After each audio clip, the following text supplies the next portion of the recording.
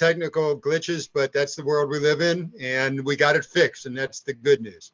So I just want to welcome everybody to this evening's presentation. I will recommend when you have the view option at the top right that you do this in the side-by-side speaker view, because this is going to involve a presentation and the sergeant conversation and some videos, and that's probably the best way to view it. But in any case, however it is, we're going forward with this thing.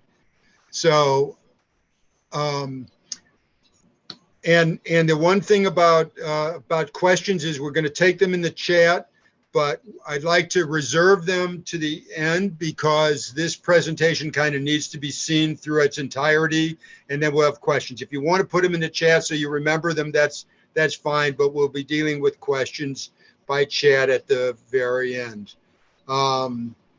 I want to thank Sergeant Mike Cobb, who's in the investigations division of the Lawrence, Kansas Police Department, for doing this for us. I have seen this before, and I think this is going to be one of the most interesting, informative, and possibly important things we've done in boot camp in terms of education about something that could be very important for us. So I'm going to quit talking and turn this over and hit the record button and turn this over to, oh, you did, okay. Yep. And turn this over to Sergeant Mike Cobb and let him take it from here. Thank you, Sergeant. Awesome. Thank you, Jack. Thank you, Kathleen. If at any time, give me a thumbs up if you can hear me, number one, just so that, okay, great. I'm glad I'm not talking to myself. That's a wonderful thing. Coming to you live from HQ in Lawrence, Kansas. I'm very happy to be here talking to you. I'm going to try to get through this in about an hour. So if you're trying to time up what you're doing tonight, this is about an hour long. And the one thing I want to tell you before we get into any of the training is that if you've been through any training on active shooter response or civilian response to active shooters, know this: my goal is to empower you, not to scare you. I'm not about shock value, and I will make sure you guys have an idea of what we're talking about or what's coming up with videos. But by no means am I here to try to make your day worse. I'm here to try to make your day better and let you guys know that in these situations, you really are not helpless, and what you do actually matters. So without further ado, we'll get started on the PowerPoint. And let's see if I can do this. We'll make sure it works right. All right. So I'm on the PowerPoint now. Is everyone seeing what I'm seeing? Yep. Oh, okay, good. So this is me on paper, but what you need to know about me is that I have lived in Lawrence my whole life, and I truly care about this environment. I care about this community, and I really enjoy teaching this class because I know how it can personally affect everybody. And I truly believe in this training, and we teach it all over. In fact, you're the second group I've talked to today. I actually spoke to Veritas Christian School with all their teachers and administrators this morning. I provided training, and it was really awesome to be there with all the educators and go through this and help them get some ideas of how they could be safer and do things. But the difficult part is we're in a time when a university has taken upon themselves to study active attack events and how they can be prevented and what training will work to help save lives. So what you're about to go through, this training, was created by Texas State and alert.org to train civilians on how to respond to active shooter events while they are trying to study how to prevent them entirely. That is their goal. So they developed a progression or a training called Avoid, Deny, and Defend, which you'll see on your screen now.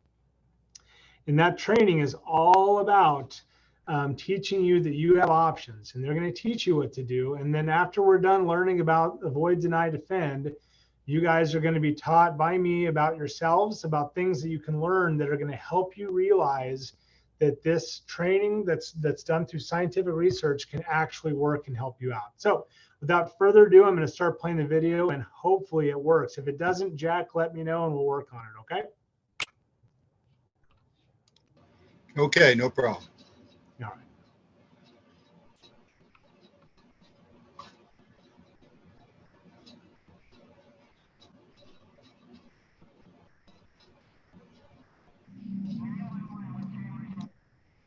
Nope. Did it stop? It's working so far. I could hear it and see it. Do it one more time. There we go. Sorry, everybody.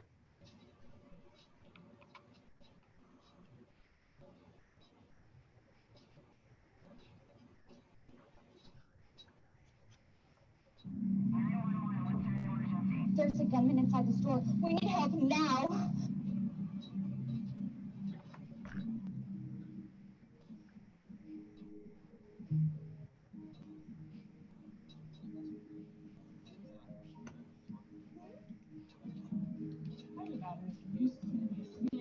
What's going to be the solution by the time we? All right, thank you. Appreciate it.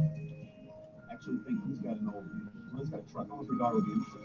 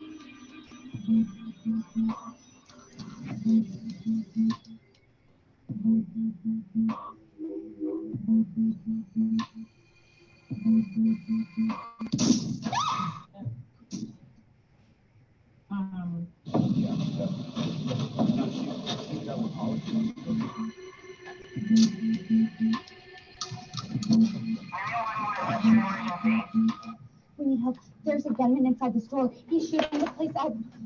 We need help now.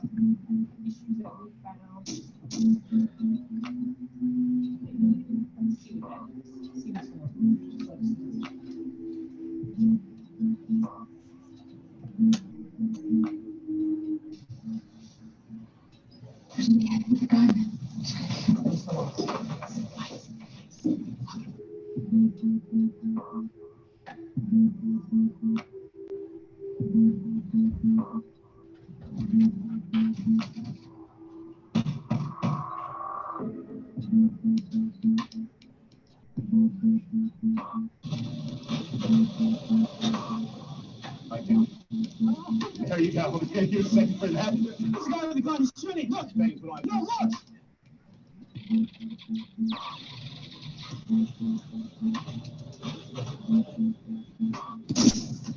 Run, run, run.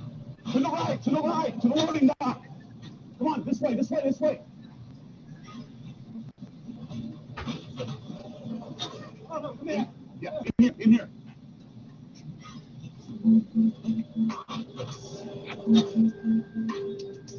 The gunman's coming. What are we gonna do? We're gonna have to defend ourselves. I can't do this. You're gonna see your daughter tonight, okay? We are all going to go home tonight. All right? We have a right to defend ourselves.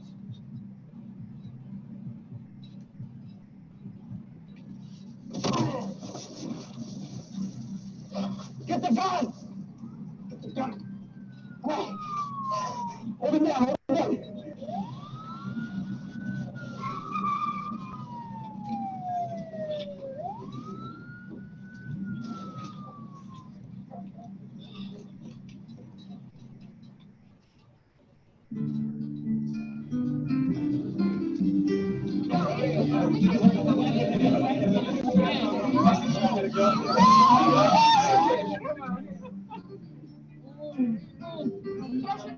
You're okay.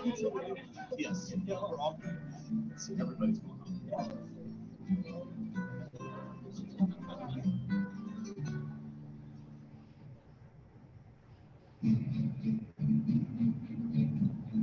If you ever have the misfortune to be in an active shooter event, you deserve to survive. In our research, we have found that the actions that potential victims take during these events are critical to their survival. We have identified 3 options that have proven effective in many events. These are: avoid the attacker, deny the attacker access to your area, defend yourself. It is a personal decision, but you have a right to do so.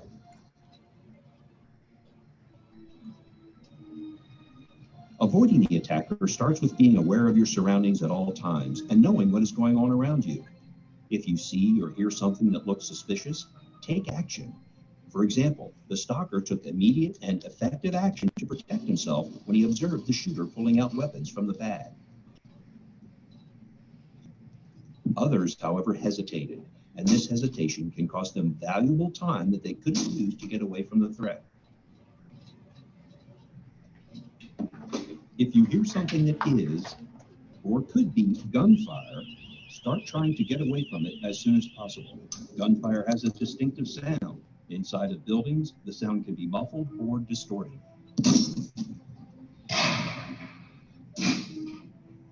A single loud bang could be a person dropping something, or even thunder.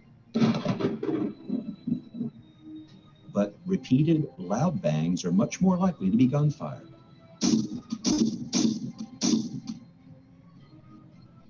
Additionally, look at the reaction of others. Are they startled or scared? Are they running? What are they saying? Any one of these events individually may create denial, but when put together, should create a heightened awareness and stimulate an immediate response. It is important that you know how to get out. The situation will be chaotic and rapidly changing. In general, you will want to go to the nearest exit. But you must also understand that the closest exit may not be accessible or safe to use. If this is the case, go to a different exit. While avoiding the threat, consider the uses of cover and concealment. Cover offers protection from gunfire, while concealment minimizes your exposure to the attacker. Try to keep objects between you and the attacker.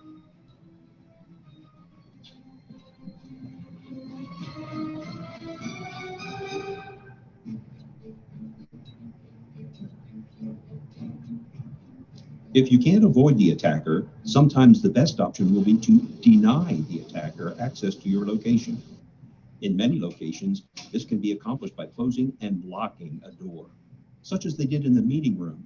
Locking the door has proven effective in many attacks.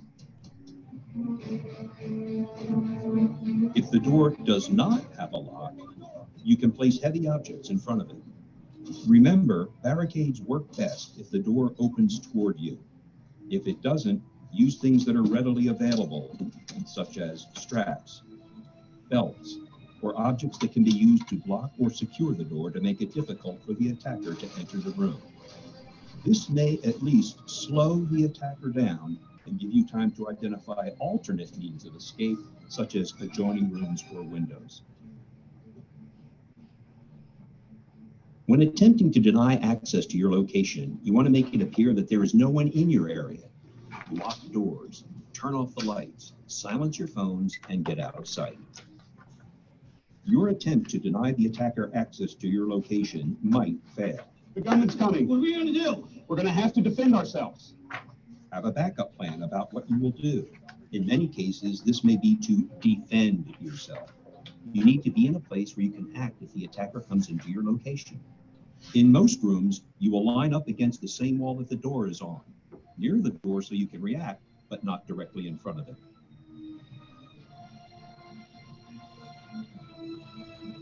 If you are unable to avoid or deny, your best option may be to defend yourself by using whatever is available. In a situation where someone is attempting to kill you, you have the legal right to defend yourself. Attack weak spots such as eyes, throat, and groin. Fight to the best of your ability and do not quit until the attacker is stopped.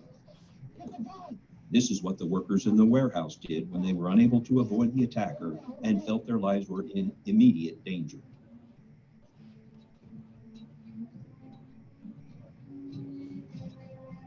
Whatever option you choose, call 911 as soon as you are in a safe location.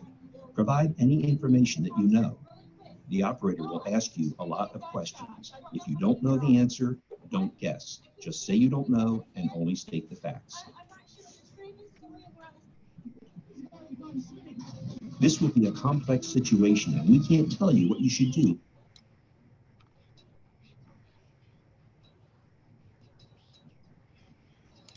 In every case, what we can do is provide you with information about the options that we have found to be most effective for surviving these attacks. The ultimate choice is yours. What you do matters. Avoid the attacker. Deny access to your location.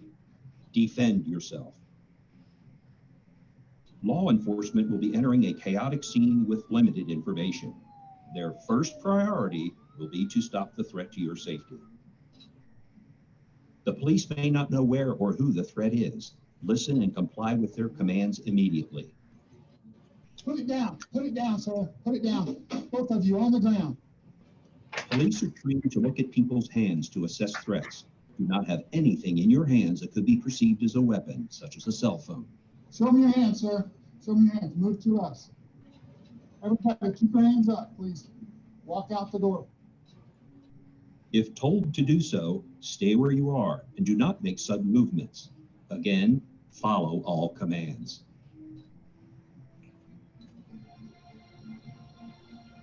Remember, what you do matters.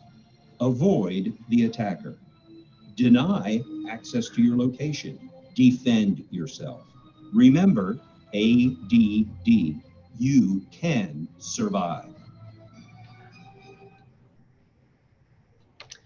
So that's the video. And obviously another acronym. A lot of us in our lives don't really need another acronym. We have a lot of those, but avoid, deny, defend. The reason why it's so important is that what Texas State has found through their research that we're about to go through and talk about how we individually react to stressful situations, they have found that avoiding is the overall number one thing that you can do in these situations. So when we go through this, think about what you might do in a situation and always start with leaving, getting out, avoiding at all costs to start. So as we go through this, keep that in the back of your mind, but realize every human being will go through these 3 steps when you encounter a stressful life or death situation. And it happens to us all. Denial, deliberation, and finally a decisive moment. What I do want to tell you is if you've ever sat there and thought to yourself, ooh, you know what, I might freeze in this situation, or I think that I'm not sure of how I'd react, or I have a family member who may freeze. Right now, tell yourself you're going to freeze. Every single human being is going to freeze. It's just a matter of how long they freeze. People who are very much trained in this, their freeze is very quick. But for people that have never been trained to realize that they're freezing and not doing anything, or they're stuck in a loop in their own minds, they just stay there. So going through this training, by the end of it, you will now be able to realize when you are in a loop or in a freeze and be able to get out of it. So first we have to understand, though, that it's not just our own brain we have to deal with. We also have to deal with what's going on around us. So for instance, watch this video, which will show you about how social interaction around us can also influence our decisions under stress. Place like this street in New York City, if you were unfortunate enough to be the victim of a crime or taken ill unexpectedly, you might think that surrounded by all these people, someone would intervene. After all, isn't there safety in numbers? Psychologists say no. Research suggests that often a victim is less likely to receive assistance when surrounded by a group rather than a single bystander. When people are in a crowd, it's easier to pass the buck. It's what psychologists call the diffusion of responsibility. Liverpool Street Station in London, a busy thoroughfare for commuters. Unknown to these passers-by, Peter is an actor. As part of an experiment on bystander apathy, he's pretending to be ill. Help. How long before he gets help? Please. Help. Help, please. Please help. Helping would be inconvenient or even risky. He lies there for more than 20 minutes and no one raises an eyebrow. Please, somebody help me. It's always very distressing to watch situations like this where people are obviously suffering and no one's actually helping them. But what we have here is two conflicting rules. One is the rule we ought to help, and the other is the rule that we ought to do what everybody else is doing. And here you have effectively a group of strangers who are exerting the pressure not to intervene, not to help. And it's very difficult to rebel. Ruth, another actor, takes Peter's place. How long before she receives help?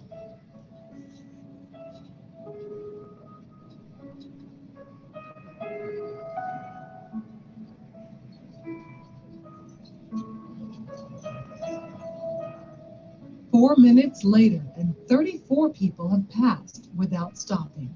Well, people don't really want to know. They just haven't got the time. Well, they have got the time. They just don't want to get involved.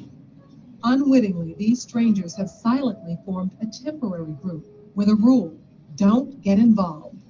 They're afraid to stand out from the crowd and won't take action if no one else does. This woman has clearly spotted Ruth, but she conforms to the rule and does nothing. Watch what happens, though, when someone else helps. You all right? You all right? Yes, thank you. Sure, you look a bit slicky, you know what I mean? She suddenly finds herself in a different group with a new rule: to help. You want to sit up? You all right, yeah. Sure. First I thought she was dead. Then I saw, checked to see if she was breathing or not. And I looked around and I couldn't believe that no one had noticed it, because there was a bloke that sat there just absorbed reading a newspaper. This time, Peter's dressed as a respectable gentleman. Now that his dress is in keeping with those around him, how long before he's rescued? Hello, sir. How are you today? I'm all right. 6 seconds. She even calls him sir, and suddenly everyone's a good Samaritan. Do you suffer from epilepsy? No. Why you're lying on the floor in the rain? Because he's part of the right group. Everyone wants to help. I would just hate to be in his position of feeling ill and nobody helping him walking past. So I'd just like to check that he was okay. I thought, well, it's wet, so he must really be ill because he's ruined the suit anyway. So a couple takeaways from the video. Number one, we're not asking you to go out and check on every single person that's laying on the ground that may need assistance. What we're trying to teach you is, and what Texas State is trying to relay, is that a lot of times one person acting can get everyone else acting around them, or one person that goes, you know what, we need to get out of here, starts leaving, and it gets everyone else to leave too. But a lot of people will look around to see, well, what is everyone else, how are they reacting? Because they feel that it's hard to make a decision when no one else is doing it. They don't want to be the first one to do it. I'm sure many times in our lives you've been in the same situation, hopefully with a lot less stress. But in this case, this shows that these are common everyday things, but under stress, it just becomes a little bit more difficult. So getting to deliberation, you have to understand that your stress response is going to be part of what you have to deal with, which is your own physiological response to stress. You know, a lot of you have stressful jobs or stressful, stressful families. We all have stuff like that. So having a lot of stress isn't something new to human beings, but life or death stress will push your heart rate into levels that you can't control, that are very difficult to get air into your system, to use motor functions. And it's this 175 beats per minute, which you'll see on the far right of the screen, is where your heartbeat will go to because you're under stress. Now let's watch this video. There's no audio to it, but there's a gunshot fired in the front of the store, and just watch how people react under stress. Now, again, no one probably woke up in the morning saying, I'm going to push people out of my way to get away from something. That's just what I'm going to do today. And if you watch this woman who's trying to get her son out of the stroller, we'll watch it one more time, trying to get her son out of the stroller. It's difficult to get kids in and out of car seats anyways, but to be able to do it under stress, look, a normal thing, she is going to rip that kid out of there at all costs and is trying everything she can because she's scared, she's panicked. But most people are panicked around her too. A lot of people will say that when I was involved in a certain situation, it was so chaotic. Everything was chaos, right? Well, you're seeing a little bit of that now. And by seeing it, it'll help you prepare for the fact that you know you're going to have to do something. Well, how do we get to our deliberation stage where we do fight, flight, or freeze? Well, you have to understand it's a psychological deal that the reptilian brain is going to force you into these three decisions. And like I already told you, it is okay to freeze. Everyone is going to freeze. Don't feel bad about that. Understanding you're freezing and making a decision to get out of that freeze is what we're training you to do today. To get towards flight or fight, whatever it is you have to do. We would prefer flight, and I'll explain that later. But understanding you're freezing and realizing that you need to do something is what this is all about. And realizing that you can literally make a decision during this that's going to make a huge difference. So I'm going to show you a video in a second, but before I do, look at this overhead. This is an overhead schematic of the Station nightclub in Rhode Island. And on this night, a band called Great White decided they were going to use pyrotechnics in the back of the building while they were doing their concert. I want to point out the number 1 on your screen. It's a little red button with 1. That is the main entrance where everyone came in this night to go to this concert. So while you look at that, I'm going to have you watch this video, and I want you to see what happens the night of this concert.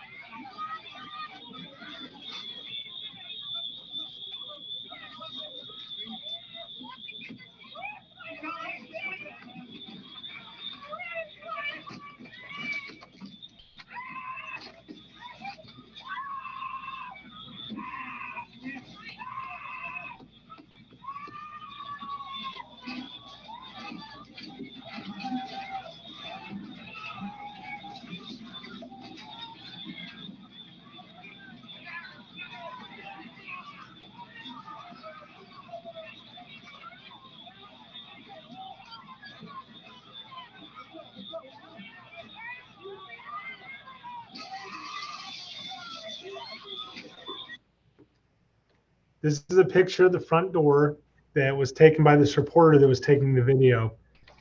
And I want to show the after action report from the fire department. This shows the casualties of this incident. I really want to point out that a lot of people died in this incident in that doorway because under stress, what Texas State and many psychologists have pointed out, under stress, the human brain, humans will go back to what they remember, what they know. So everyone, when they went, started in an orderly fashion, just like everyone's always been trained in fire drills their whole life. Get together orderly fashion and exit the building. But what happened? There's always something that goes wrong, right? Well, somebody tripped and fell, and then somebody fell on top of them, and then so on, creating a log jam at that one exit, which then people kept trying to push out of. And when they couldn't get out, they panicked, and a lot of people died. I do want to point out that there were some people that actually broke out windows because they couldn't get out and couldn't make their way out. Those people broke a window to save a life or save their own life. And I always tell people, if you are in a life and death situation, break the door, break the window. We can replace the window or door. We can't replace you. So take advantage of that situation. Do it when you can. Also, the band that was on stage right where the fire was all got out the exit that was right next to the fire. All of them got out, but that's the exit they came in. That's what they knew. They didn't know any other exits. Now, you'll notice when you go in places, there's well-lit exit signs. There's wider exits because of this situation. There's many things that they're trying to program in your brain, not make you paranoid, which is not what we want to do either. But they're programming into your brain that you have multiple exits to get out. So hopefully under stress, you remember those. And keep that in mind, because in a fire, a lot of us have practiced fires. Not a lot of us practice response to an active attack event. And I will bring up a personal story at Quail Run a long time ago when I was there. When we lined up for fire drills, our teacher would always say, put your arms out in front of you and take space. Like you couldn't be as close to the person in front of you as your arm length. And I don't know if she did that because of this incident or she was trained to, I don't know. But what she was doing was creating distance between the kids. So that if one of us fell over, we wouldn't just trample or all fall over or everyone, crashes like dominoes. Whatever it was a very good thing. And so those little things like that prepared us for the future. Well, how do we under stress make decisions though? And I always pose this question when I'm in person with everyone. I say, have you ever tried to tell a panicked person to calm down? And I always ask the crowd, does that work? And for me, it's never worked in law enforcement. You always have to do what we call fake it till you make it. That video earlier that showed where one person reacts and does something and then it makes everyone follow. Same thing with your attitude, same thing with your ability to be calm, even if you're freaking out.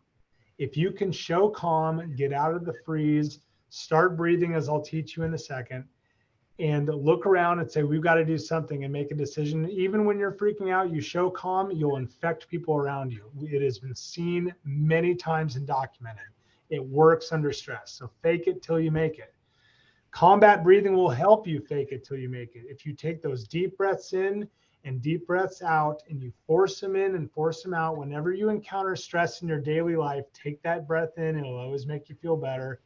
Start doing that now, because under stress, your body will not be breathing as well or as often as it should. But if you train yourself now when you experience stress to combat breathe, it will work. And then shifting your emotion and staying fit means go back to your environment, or when you enter a new environment, look around, and if you have to get out or if you had to do something, what would you do? Run a hypothetical situation through your brain. We don't want to create paranoid people, but if you do that every once in a while, especially in a place you work every day, you think about locking it. How can I lock my door if I had to get really quicker? How can I get out this way if something goes wrong here? If you think about it, it'll come through when you're highly stressed. So remember that you do have the ability to change that freeze and to make decisions. And then the decisive moment that Texas State identifies is a lot like when Captain Sully Sullenberger said, brace for impact. We're going to land an airplane on the Hudson instead of on a runway. It might kill people, but we've got to do it because it's the best possible way. He made a decision that most people would have said, absolutely not. Don't do that. You're going to hurt people. He made the decision because he felt at the time it was the only decision he can make, and he went with it. Obviously, it panned out. He saved everyone and landed on the water. But the biggest thing here is that he made a decision and went with it. Texas State has shown through research that if you make a decision and then you back out of it, or you're indecisive, you have more of a chance of being harmed during this event than if you're decisive and you just go with it. And again, they want you to be decisive in avoiding as best you can.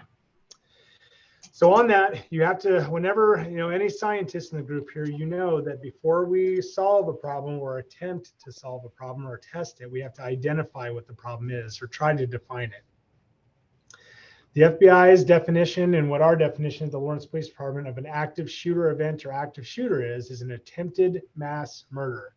Plain and simple, the research shows that the people that are committing these crimes are just looking to kill as many people as they can in the environment.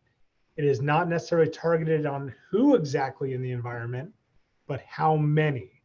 Now, the reason why we're saying that is you'll see throughout this that is why Texas State created the avoid, deny, defend model, is because the avoidance and getting out takes away people from this person's drive to kill a lot of people. Getting people away from the environment as quick as possible and getting police in has shown to be highly effective.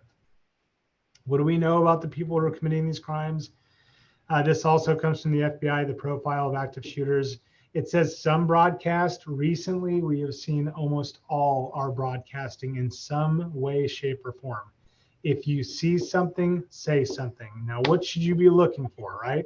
What are the risk factors? What should I, if I think someone's going to commit a crime like this, or I know somebody, what should I be looking for? The risk factors on the screen are just the tip of the iceberg, but what I really want to point out is stalking, harassing, or threatening behavior. There is a high correlation between that risk factor and active shooters. If you see that towards an institution, a type of people, a culture, a race, the government, whatever, those are high correlations. So please keep an eye on that, and please notify authorities if you feel someone is a threat. This legend was created to show you all the active shooter events in the United States between 2000 and I believe 2019. And on the right, you'll see the legend is whether a gun, a knife, or car was used during these incidents. Obviously, the map is going to load up very fast with dots, and it is no mystery to anyone that's attending tonight that you see these happen all the time. They are trending up. There are more of them in the last 3 years than there have been before that. But what I really want you to see in this map is not just that there's a lot of this happening. I want you to see those dots and understand the effect that each one of these events had on those communities that are represented by dots there. The families, the people, those dots, whenever I give this presentation, there's always someone in the room that is directly affected by one of those dots, one of those statistics.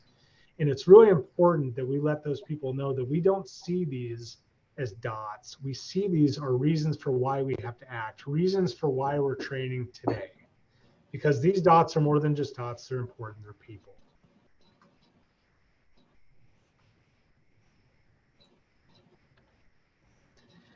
Some of the stats on the deadliest shootings in modern history. Why do I have this up there? Why do we need to know about body count and about casualty counts? Well, again, the definition is that the person is trying to commit mass murder. Now, I'm going to show you that with Las Vegas, 58 people killed and over 500 injured was exactly what the person was trying to do. This was what they were trying to accomplish.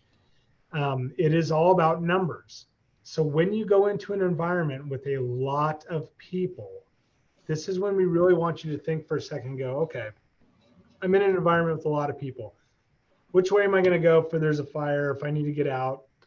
Or even if you have to go to the bathroom. I mean, something as simple as I may not be able to sit still for 10 minutes. Where am I going to go if I need to do that? By looking at exits, seeing where you'd go, if there's an incident or something else, you're going to program yourself that, hey, I'm already thinking that I'm in a large environment. I know people that commit these crimes. Look for environments with lots of people. I am prepared. I'm good. Not paranoid anymore. Let's enjoy the concert or whatever it is.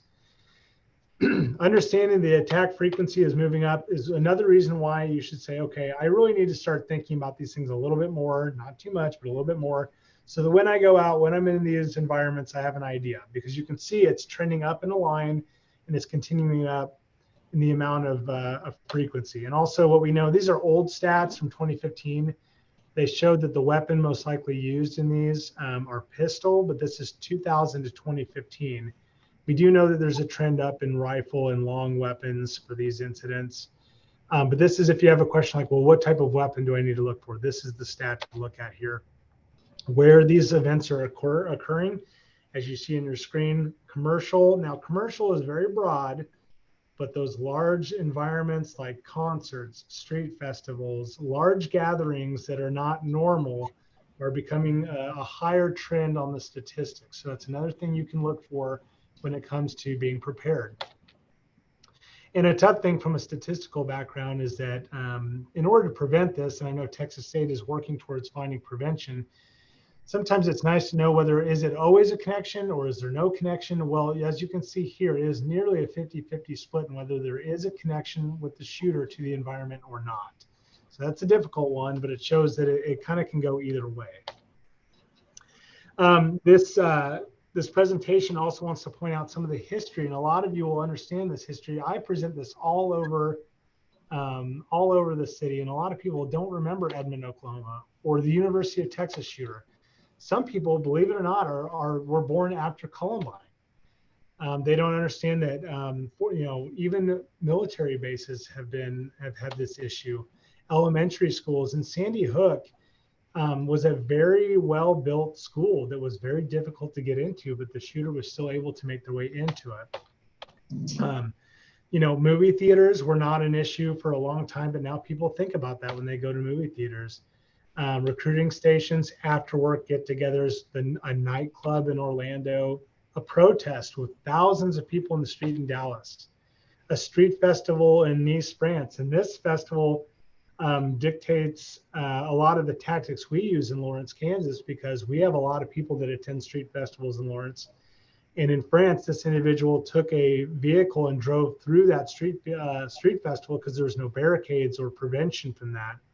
In Lawrence, Kansas, we put up water barricades all around Mass Street if we know we're going to have a large gathering, because we're trying to prevent anyone from driving through it, either accidentally or purposefully.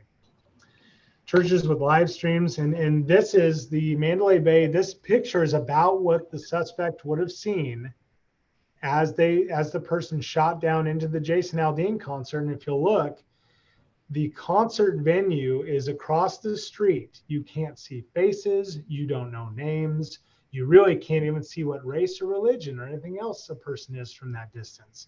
The person fired indiscriminately into a crowd because their goal was numbers.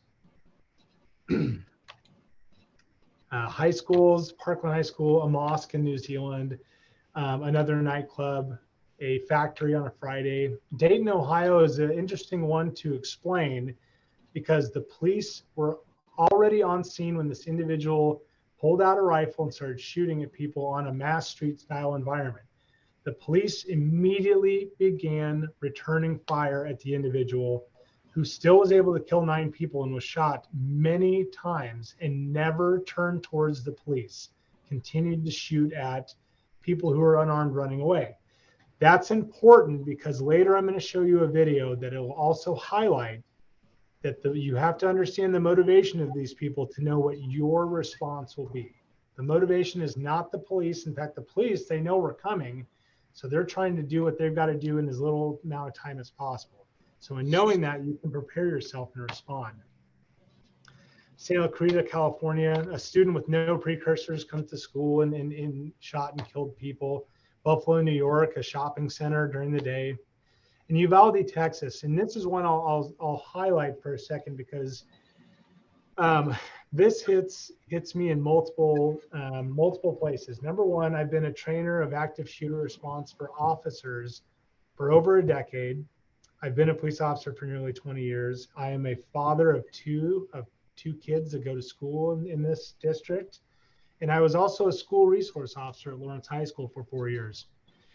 I can tell you, Uvalde, Texas's response to the active shooter at Robb Elementary was completely wrong. It was completely not with the training that we have been doing here in Lawrence, Kansas, and nationally for many years. I can't explain to you the psychology of why they didn't go in. It makes absolutely no sense. It horrified every police officer that watched it, especially people who train other officers in the response, because it was not what they're supposed to do. What we are supposed to do is go in, respond to stimulus, which we call stimulus. That is gunshots, yelling, people yelling for help. We respond to that and we don't stop. That's the training. Our goal is to take the bullets off of you and put them onto us. And we want the shooter to know we're coming.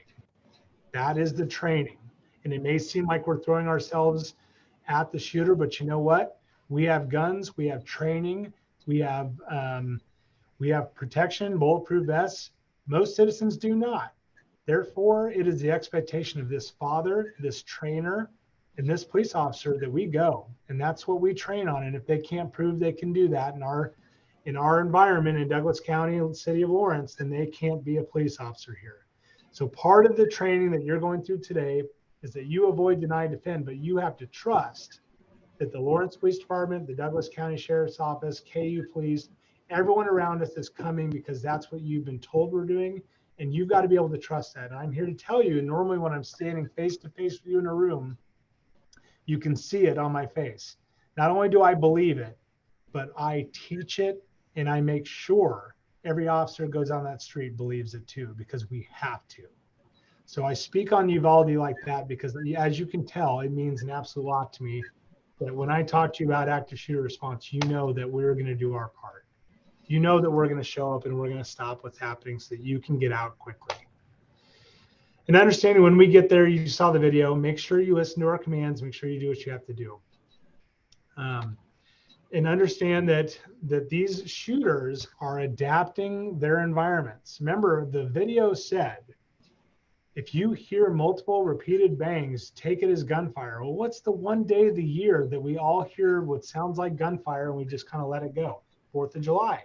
This individual wanted to shoot as many people as possible and used a parade during 4th of July, thinking that most people would be desensitized by the fireworks. And again, Michigan State, another university that had a shooter. And again, today, teaching at Veritas, I had to talk about Nashville. And again, Veritas Christian School is very concerned about Nashville because that made them feel like this is what would happen in our school. And so speaking to them, I encourage them, come up with a collaborative idea for safety that you're all comfortable with. Come up with that idea, work with it together using either this training or whatever training you get, but the more you talk about it, the more you can prevent, the more you can protect people. And Atlanta, Georgia was also up there. But there's 2 statistics that you have to know that Texas State has identified, the FBI has identified that correlate to the number of deaths in these events. Number 1, how quickly the police arrive. So no matter what you decide to do, avoid, deny, or defend, and make sure you're deliberate about calling 911. Make sure somebody's doing it. And then the second correlation in statistics is target availability. We spoke about this. If you're in an environment with a lot of people that it may not be a super quick police response, then understand that if somebody was to create an attack event there, that is what they're looking for. Target availability and how quickly the police can respond. And then most of these incidents occur in 3 minutes or less. So I've done a lot of talking. I'm going to let you hear from somebody else. This is Virginia Tech, and obviously, if you remember this from 2005, this was the worst shooting in the history of the United States until Las Vegas. And you'll see this is Norris Hall, where most students on Virginia Tech's campus go to take math classes. And you're going to hear a story from a survivor that day, who's Christina Anderson. So this is pretty important. This day, I ended up sitting in exactly the same seat I always did, in the back right-hand corner on the right side of the class. What we don't know is at this time, someone is downstairs and he's chaining all 3 doors shut. There's supposed to be desks there. Oh, you guys can see.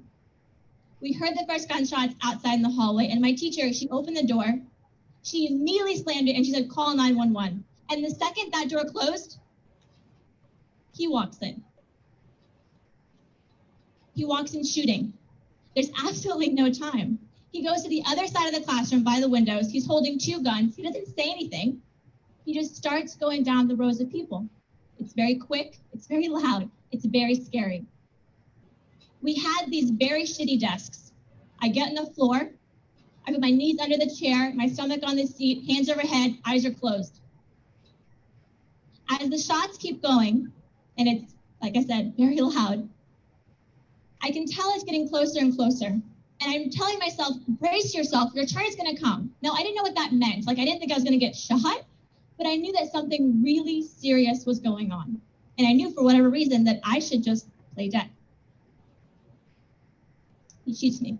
The first time's in the back.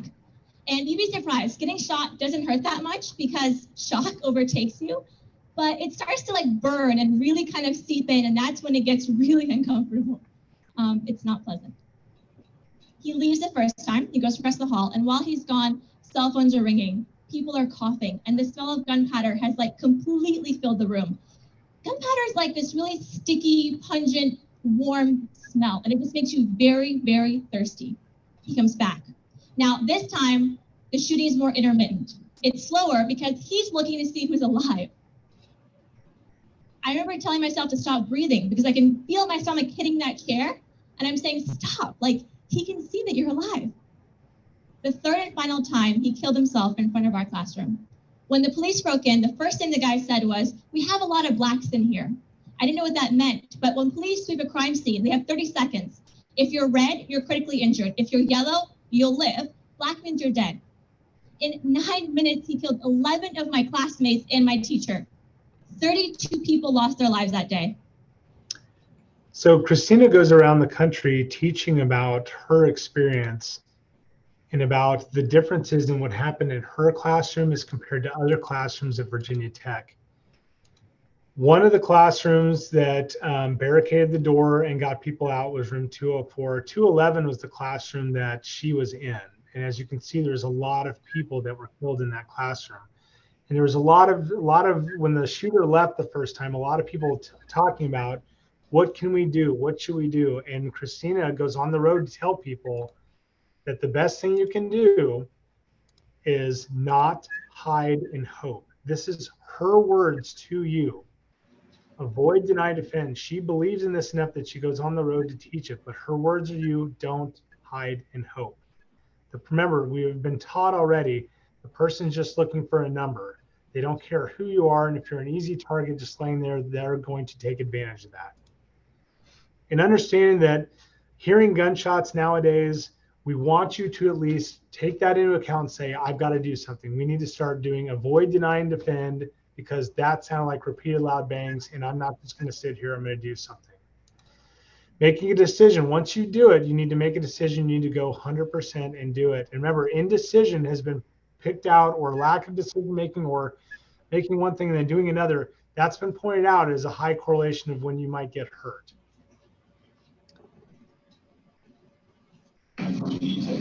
Okay, I'm going to play this video. And again, I want you to take into account all of the stuff you've heard before about denial, deliberation, decisive moment, the freezing, things like that. I'm going to show you this video, and I want you to imagine you're in the audience at this school board meeting. This is a live school board meeting that occurred in Florida. What I want you to do is think about what you would do given the same circumstances. I'm going to pause it along the way to discuss with you, but just watch and see what happens.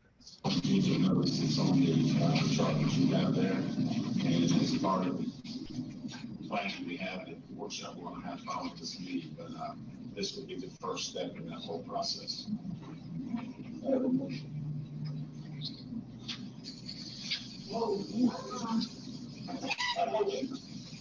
Everybody in this room.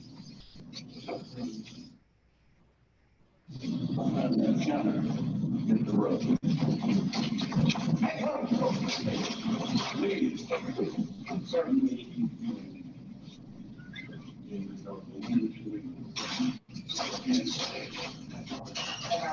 Okay, so to start, this individual comes in, pulls out a gun, and says, anyone behind the desk, you can't leave. Everyone else can get out of here. Did you notice some of the reactions, people? We had one guy get up and bolt out. I love that guy.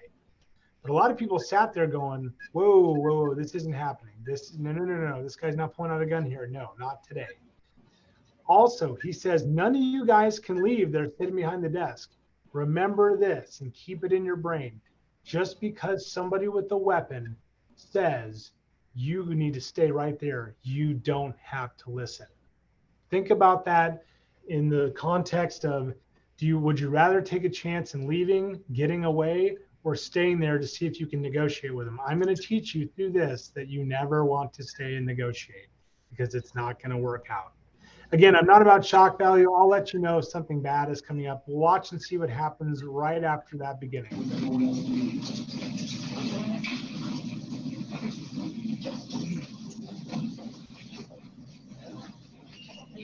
Hey, sir. John's just going to talk. He's talking. John, go ahead.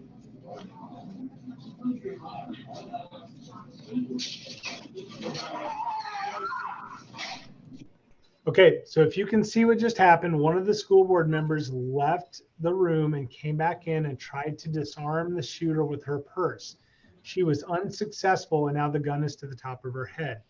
Now, again, whether you agree with her decision or not makes no difference. It happened. You have to adapt to what happens around you, right? Look at the individuals seated behind the desks. You can argue many points, but what I would say is I think they're still in denial that something's happening. And like that video you watched at the beginning, no one else is acting.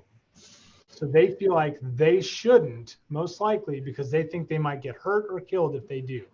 But they just sit there after someone came in and tried to do something. And again, you may not have chosen to come back in, or you may have said, hey, don't try to disarm this guy. He's big, whatever. But it happened. And look, they're sitting there. Now, a lot of things can be said for why that might be. But again, I would argue that most likely they're stuck in the freeze. You will now know if you're stuck in the freeze and know that you don't have to sit there. You don't have to follow what everyone's doing.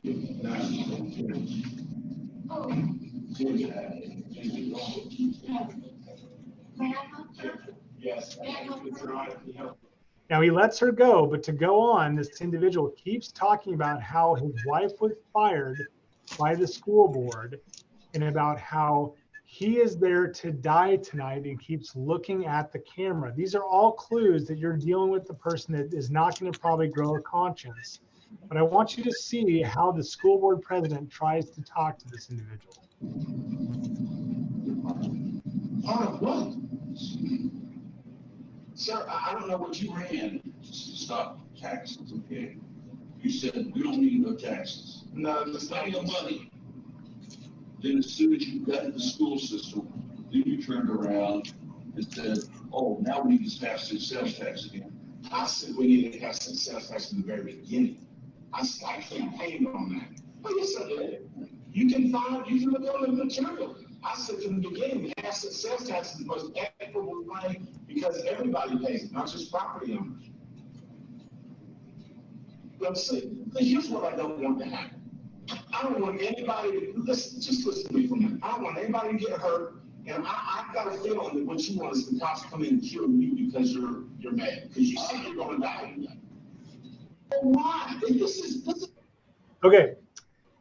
So what I will tell you is don't ever try to negotiate with somebody like this. And don't expect, even if you're a really good negotiator, that you're gonna have someone grow a conscience in this moment. Even the best negotiators are usually on the other end of a phone and aren't right in front of the person. Now, if you're stuck in that position, I would advise not arguing, not being argumentative with somebody with a gun. Asking open-ended questions like, tell me how you feel, or tell me your life story. Start at the beginning. Those would be good starts with a person like this, especially if you're trying to stall or whatever your motivation is until police get there, whatever it is. But what I want you to watch next, there will be a shooting on this video next. And again, I don't want to make anyone watch anything they don't want to watch.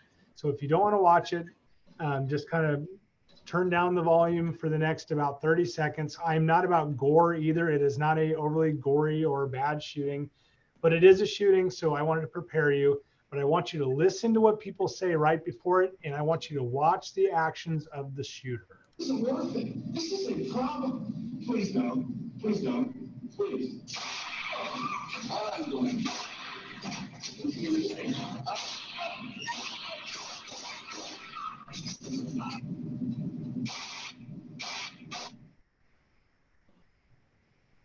So the shooter did not end up hitting anyone behind the desk at all.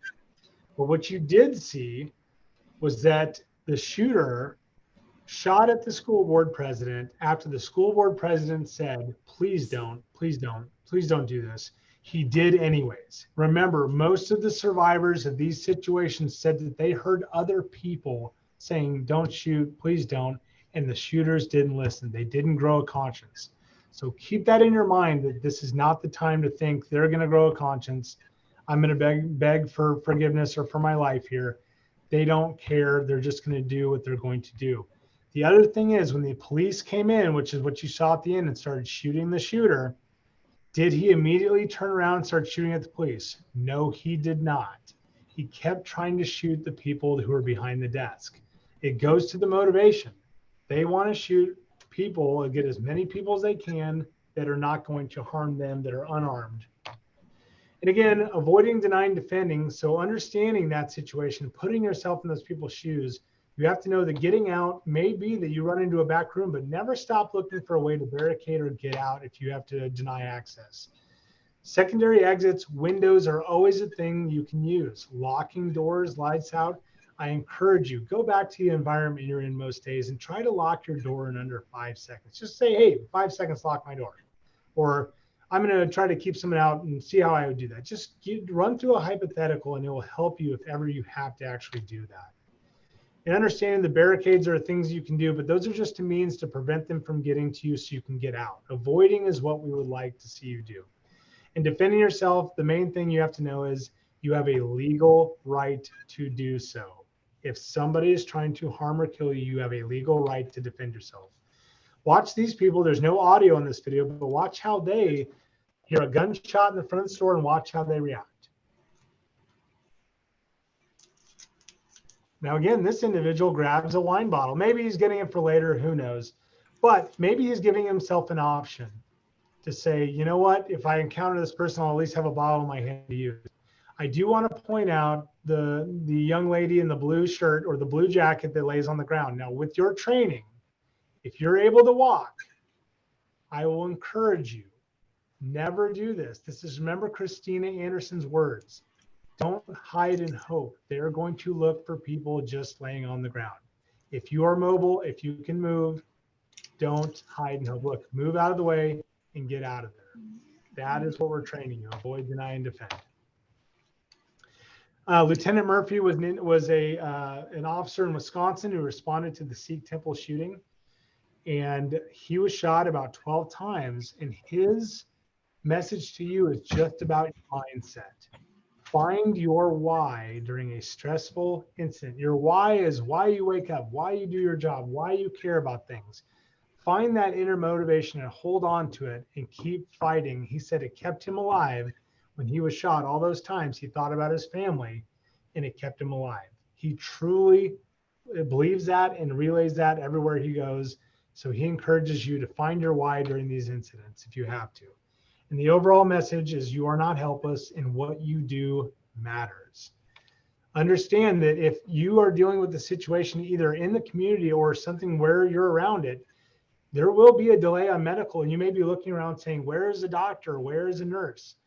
Understanding how to do emergency medical work, CPR, tourniquets, understanding how to do that, or an AED, knowing where they're at, you can save someone's life even if it's not an active shooter or active attack event. Knowing how to use these things are important. AEDs have been made wonderfully over the years to be very user-friendly. I encourage you, if you want to learn how to do this, there's plenty of places that will teach you in Lawrence. But using a tourniquet is also something we're trying to get on. Every AED is a tourniquet as well. And then everywhere I go, I tell people these incidents, when they happen around the country, affect us all. And if they happen in our community, it will affect us even harder. Have an outlet to be able to speak to people about how you're feeling and make sure you tell people it's okay to not be okay. For a long time, we had this stigma that we have to be tough exterior, don't show your emotions, but you know what? It's been proven that holding all that in is bad for you. It's bad for your health. It's bad for our community. If you see something, say something, but also be that person that can be someone who listens if someone needs to talk.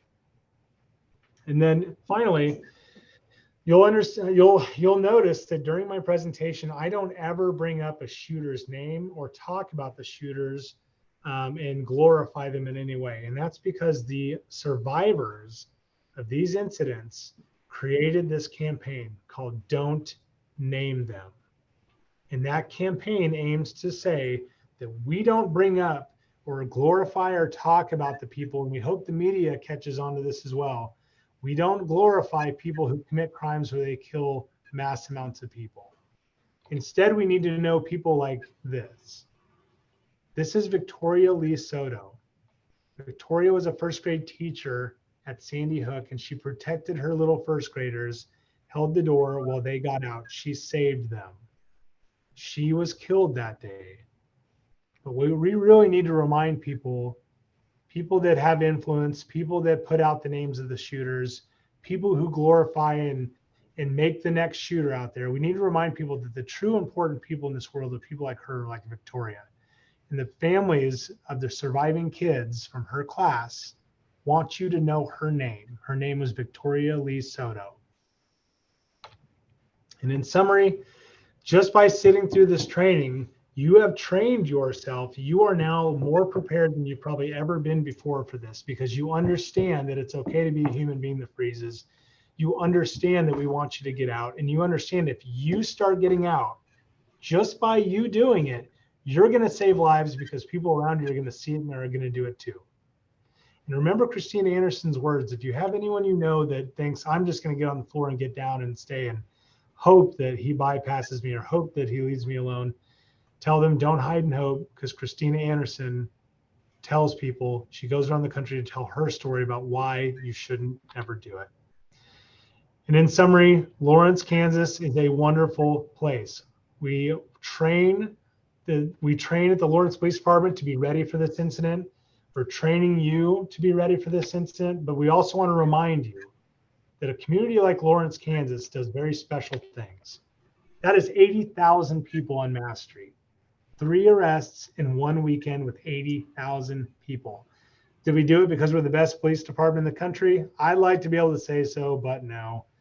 We did it because this community cares, and because this community, when people were making mistakes, when people saw crime, they pointed it out to us, and we prevented it before it got to the point of arrest, because the crowd, the citizens, the community stepped up and did it, just like you stepped up to be in this training.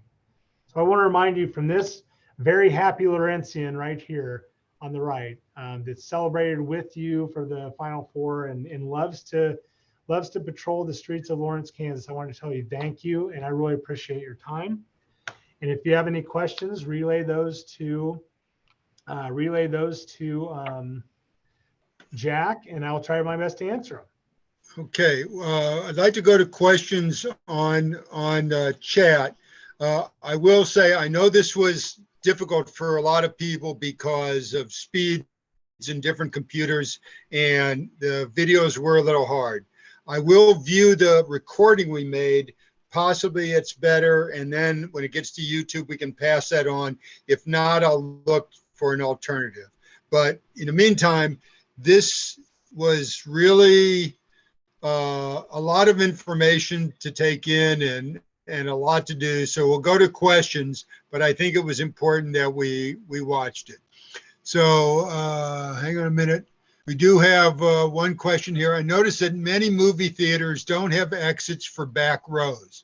If a shooter appears at the front of a theater, as the shooter did in Aurora, Colorado, what do you do besides hiding beneath your seat? So like the video said, the tough thing is I like to be able to give you a specific answer. I'd like to be able to tell you exactly what to do in that situation.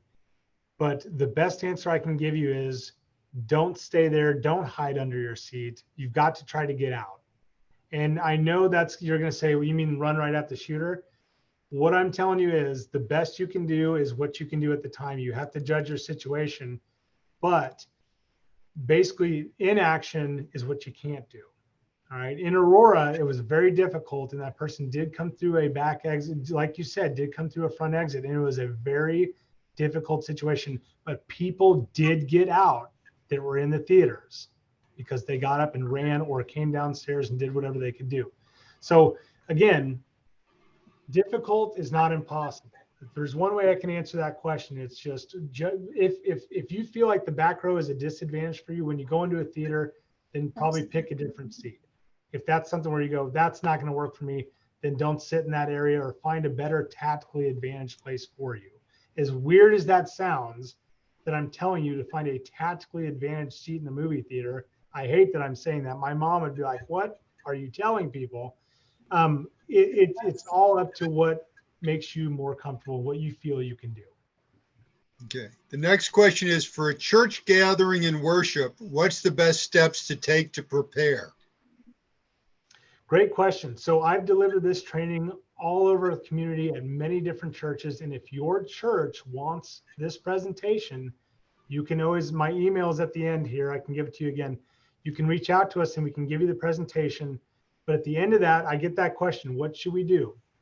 The answer I give every church I'm in is that you need to meet as a congregation, find out what you're most comfortable with, whether that's making it tougher to get in, making it whatever type of security you want to do or lack thereof, or more exits, whatever it is, as a congregation or as a group, you need to come to a common decision together so that everyone feels comfortable. Churches have a very difficult time of being inviting, yet also creating a safe environment. So I always tell people, don't look at your environment as you need to make it into a tank to be safe. I delivered this presentation at AMAR where they have 20 garage doors open, but they have great sight lines and they have 1 million exits. So I tell those people, yes, could somebody get in? Absolutely. But you guys can get out so fast as well. So look at your environment, look at your church, see if you need that extra training. Find ways you can make your environment an advantage instead of a disadvantage.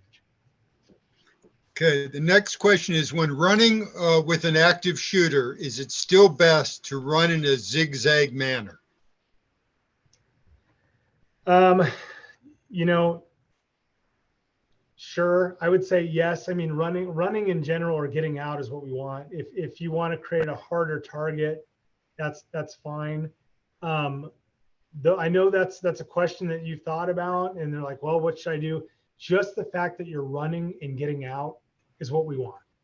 However you decide to do it is on you, and I'm sure you'll make the best decision possible. But the fact that you're already running and leaving the environment is what we want to have happen. So if you zigzag, if you want to take different exits, do things, yes, that's harder to shoot at. And yeah, as a person who is trained in shooting, is it harder to hit somebody zigzagging?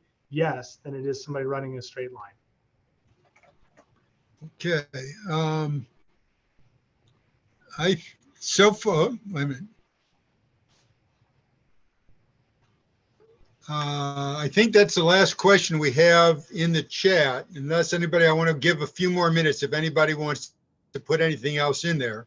I know we've gone a little bit over the time, but this is important. So if you have another question, let us know. If you can't type so well, go ahead and I was wondering, most of these incidents are a single shooter, but what if it's 2 or even more?